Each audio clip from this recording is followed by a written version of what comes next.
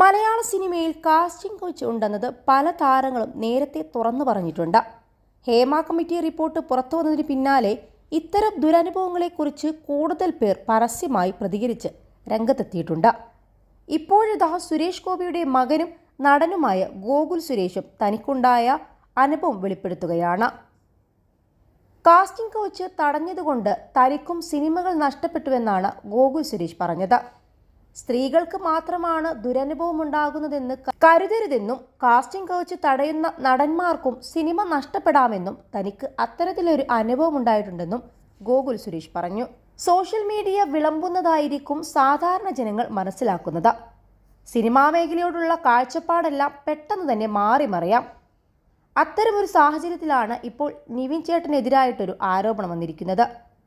അതിപ്പോൾ തെറ്റായ ആരോപണമാണെന്നൊക്കെ മനസ്സിലായി വരുന്നു. സ്ത്രീകൾ മാത്രമല്ല പുരുഷന്മാർ കൂടി ഇരകളാകുമെന്ന് ഇതിൽ നിന്ന് മനസ്സിലാകും. ജെന്യുവിൻ കേസിൽ ഇരകൾക്കൊപ്പം തന്നെയാണ് നിൽക്കേണ്ടത്. പക്ഷേ നിവിൻ ചേട്ടൻ്റെ കേസിലൊക്കെ വിഷമമുണ്ട്. ഞാനും ഒരു തവണ ഇരയായതാണ്. ഇങ്ങനെ വിശ്വസിക്കാൻ പറ്റാത്തതും അല്ലെങ്കിൽ നമ്മൾ വിശ്വസിക്കാൻ താല്പര്യപ്പെടാത്തതും നടക്കുമ്പോൾ നമുക്കൊരു അത്ഭുതം തോന്നിയേക്കും. പോലീസും കോടതിയും പോലുള്ള സംവിധാനങ്ങളാണ് നമുക്ക് വ്യക്തത തരേണ്ടതെന്നും ഗോകുൽ പറഞ്ഞു. മലയാള സിനിമയിൽ കാസ്റ്റിംഗ് എന്ന് സ്ഥിരീകരിച്ചുകൊണ്ട് ഹേമ കമ്മിറ്റി റിപ്പോർട്ട് പുറത്തുവന്നിരുന്നു.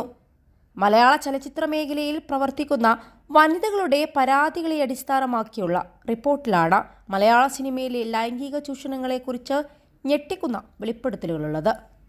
ഇത് മലയാള സിനിമയിൽ വലിയ കോളിളക്കത്തിന് വഴിവെക്കുന്ന റിപ്പോർട്ടായി മാറിയിരിക്കുന്നു. നിരവധി പേരാണ് ഹേമ കമ്മിറ്റിക്ക് മുന്നിൽ മൊഴി നൽകിയത്.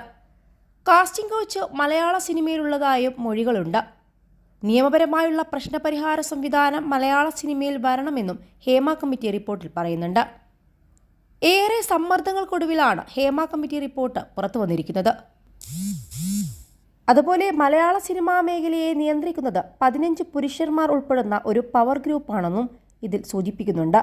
നടന്മാരും സംവിധായകരും നിർമ്മാതാക്കളും ഉൾപ്പെടുന്നതാണ് ഈ 15 പേരെന്ന പരാമർശം.